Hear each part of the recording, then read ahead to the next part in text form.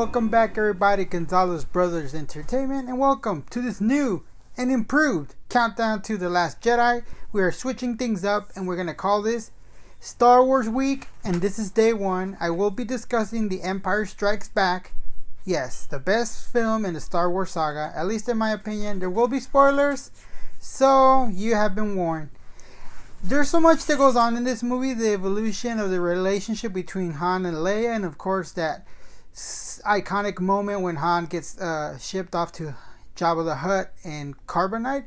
But what it really breaks down to me, this movie is about Luke and Vader, two sides of the same coin, the dark side, the light side of the Force, if you will. Initially we see Luke and we finally get to see him summon his lightsaber with the Force, and that's pretty cool because that's something we haven't seen before from him, at least in this manner. And we also get to see his evolution as a leader. He takes charge on the battlefield so the other ships can escape Hoth. And that's also something that furthers the character that we didn't see from the beginning of where we met him at his uncle's farm, where he was just a bit whiny and not the hero we thought we wanted or needed, or that he will grow up to be. So we get a little bit of that. Also, he goes off to Yoda's planet, Dagobah. Almost forgot that, my mistake. Yeah, so it is Dagobah, and he continues to try and master the Force, but we see his struggles. He has this inner doubt, and there's no clearer moment of that than when he goes into the cave and confronts his fears. And that fear manifests itself in the shape of Vader, but when he chops the head off, it's his face under there. And I think that's really just to explain outwardly that he's not sure of himself, that he fears himself. He feels that he can fail, and that's what really is dragging him down and breaks his concentration when he's trying to immerse himself in the Force. And the fact that he can sense Han and Leia's distress really doesn't help at all. And he knows that leaving isn't the right thing, but staying isn't the right thing either because his friends are in danger. So he makes that choice, even though it could lead him to the dark side. And that's one side of the movie. The other side of the movie is Vader, and we get to see his progression from not really a secondary character in the first one, but we really see him take charge and choke out countless officers for failing him.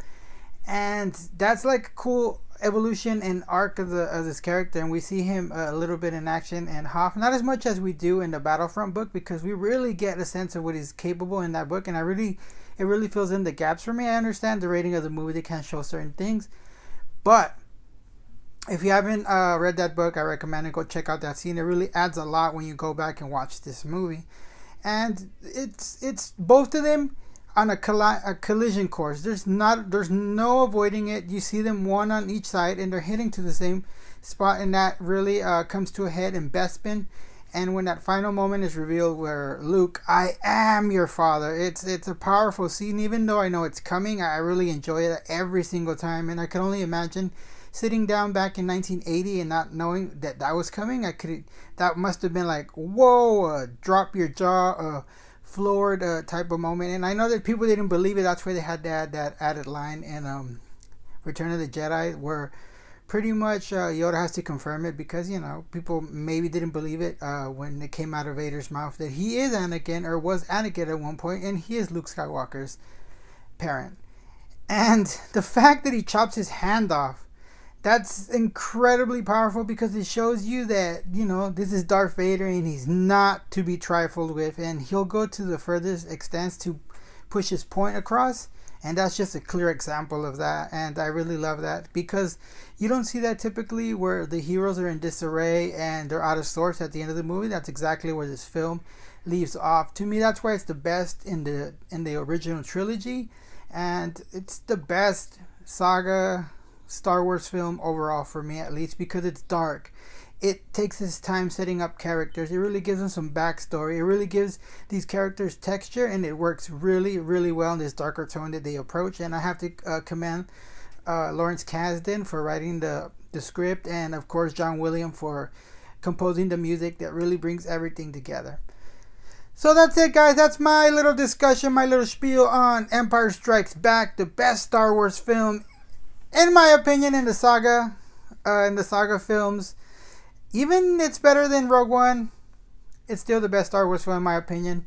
Sidetracked there for a minute, but Anyway, if you like this, make sure to stick around, hit that bell, because we will be doing Star Wars Week. We got a lot more Star Wars contents coming. And of course, we're going to culminate everything on Friday when we release Star Wars, The Last Jedi review. So make sure you stick around for that. Make sure to like, share, and subscribe. This is GB saying, you don't know the power of the dark side.